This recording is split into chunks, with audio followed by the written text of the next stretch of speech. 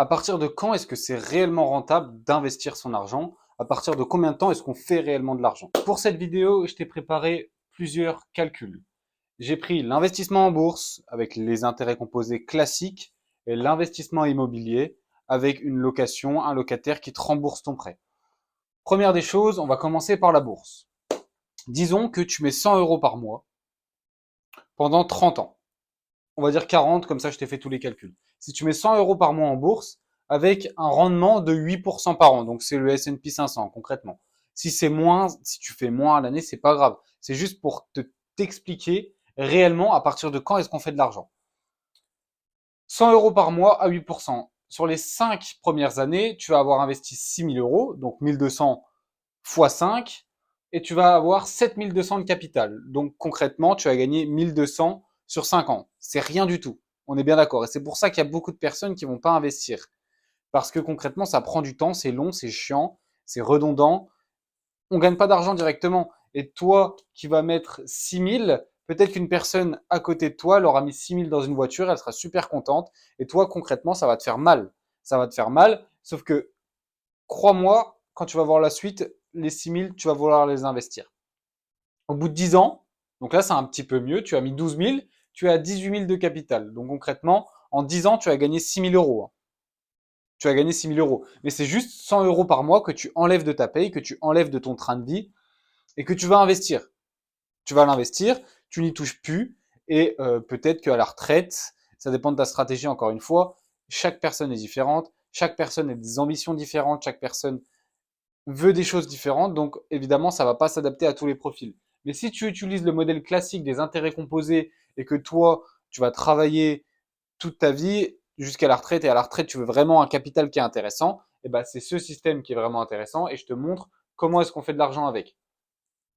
Donc concrètement, tu auras gagné 6 000 euros au bout de 10 ans sur ton capital. Ensuite, au bout de 20 ans, tu auras 24 000 investis, 56 000 de capital. Donc là, on parle un peu plus. Tu auras fait environ 30 000, 32 000.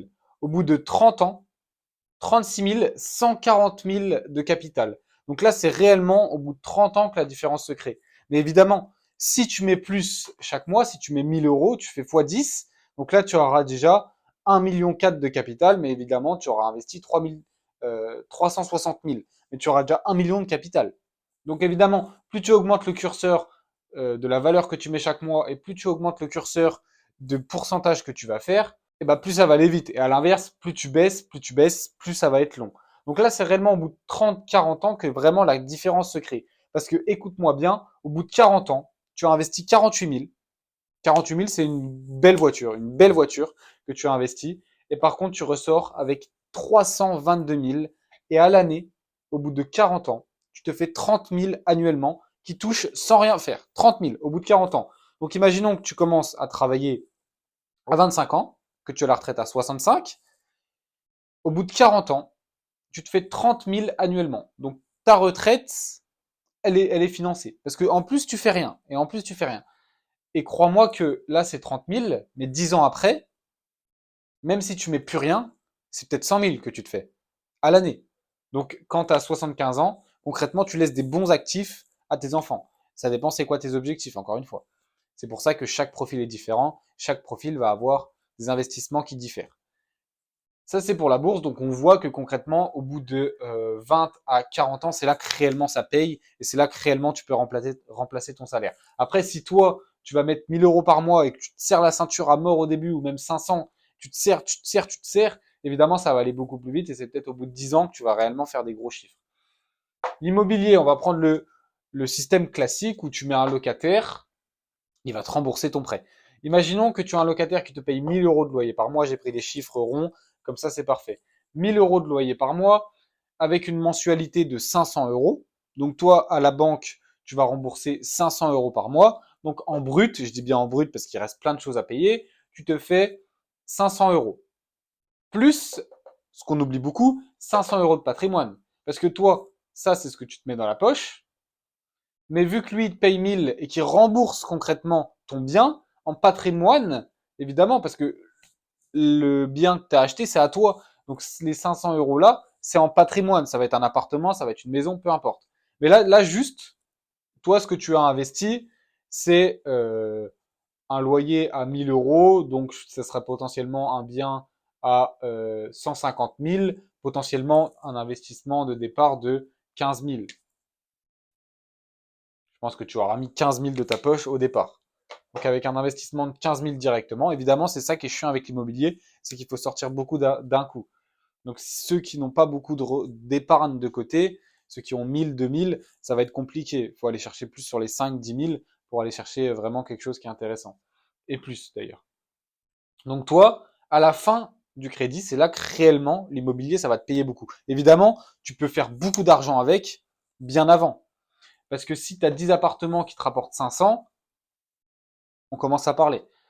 Mais c'est réellement où tu fais du gros argent, c'est quand les crédits sont finis. Parce que si tu as 10 appartements qui te rapportent 500, enfin qui te rapportent 1000 du coup, parce que là, tu enlèves les 500 de mensualité. Vu que le bien, il est totalement remboursé, et ben là, 10 appartements x 1000, 10 000 euros par mois que tu touches comme ça. Évidemment, il faut enlever les impôts, il faut enlever tout ça. Je parle en brut. Et c'est réellement comme ça que l'immobilier, ça te paye. Donc concrètement, pour moi, le plus rentable, c'est de faire les deux. Tout simplement. Parce que ça, la bourse, ça te prend zéro temps. Zéro. Tu peux investir en bourse en prenant 15 minutes par mois. Tu investis en bourse et tu arrives à générer des montants comme ça au bout de plusieurs années, plusieurs dizaines d'années. Et l'immobilier, par contre, ça va te prendre un peu plus de temps. Tu vas devoir trouver des biens, tu vas devoir démarcher, tu vas devoir négocier, tu vas devoir aller à la banque, tu vas devoir aller chez le notaire, tu vas peut-être devoir travailler dans ton bien.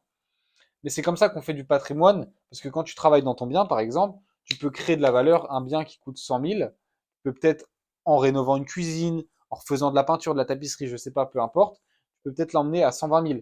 Et donc là, concrètement, sans compter les matériaux, on va compter allez, 5 000 de matériaux, et ben peut-être que tu as gagné 15 000 de patrimoine, encore une fois, parce que ça, c'est pas vendu. Donc l'immobilier également, c'est très très rentable. Parce que là, concrètement, tu n'en as eu qu'un des biens. Et tu te gagnes 12 000 annuellement. Parce que 1000 euros de loyer x 12 mois, à la fin de ton crédit, ça te fait 12 000 en brut. Sauf que tu as investi juste 15 000 une fois, et là, tu as 12 000 annuellement, donc 1000 euros par mois. Mais si toi, dans ta vie, tu as peut-être 10 appartements, et ben, comme je t'ai dit, ça te fait 120 000 annuels à la fin du crédit, et du coup, ça te fait 10 000 par mois. Donc c'est vraiment, l'investissement, c'est long. Je le dis beaucoup, c'est très long, mais c'est très rentable quand tu es patient, quand tu attends, quand tu comprends que c'est long et que c'est juste attendre, investir, faire les bonnes manières, faire les bonnes choses de la bonne manière, pardon, et avoir les bons process, et ben en fait, tout roule. Parce que là, tu mets juste 100 euros par mois. Là, tu as juste, allez, t'achètes un bien tous les 5 ans, un bien tous les, allez, un bien tous les 3 ans, ce qui est faisable. Et ben au bout d'un moment, c'est sûr que ça paye énormément, énormément. Parce que si en plus tu cumules les deux, ça veut dire que là, si tu mettais 100 euros par mois et que tu achetais un bien à 15 000, tu te faisais 30 000 annuellement et 12 000 ici. Maintenant, ici, il n'y a pas d'intérêt composé. Si tu réinvestis pas tes gains, concrètement, il n'y a pas d'intérêt composé. Et c'est ça la puissance aussi de la bourse. Mais si par contre, en immobilier, tu réinvestis tes gains, ça veut dire que tous les loyers que tu payes, que tu gagnes, tu réinvestis dans un appartement ou dans une maison, et bien évidemment, c'est pareil et ça grossit énormément. Et c'est comme ça qu'on fait réellement grossir la boule de neige.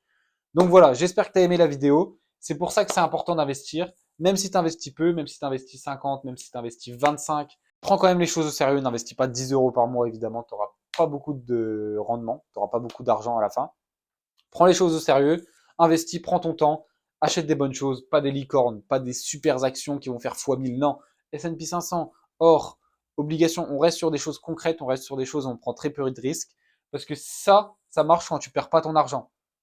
Quand l'actif, il descend pas à zéro. Quand l'actif, il range pas pendant 10 ans, 20 ans. Non. Ça marche quand on a réellement de la performance. Et pour ça, il y a S&P 500. Pour ça, il y a obligations. Pour ça, il y a de l'or. Pour ça, il y a plein d'actifs. Maintenant, il faut choisir le bon pour toi. Il faut se diversifier. Et également, l'immobilier, c'est très, très rentable, comme je te l'ai montré. Donc, si tu as des questions, pose-moi-les en commentaire. Si tu as des conseils, pose-moi-les en commentaire. Lâche un like, abonne-toi et on se retrouvera pour une prochaine vidéo.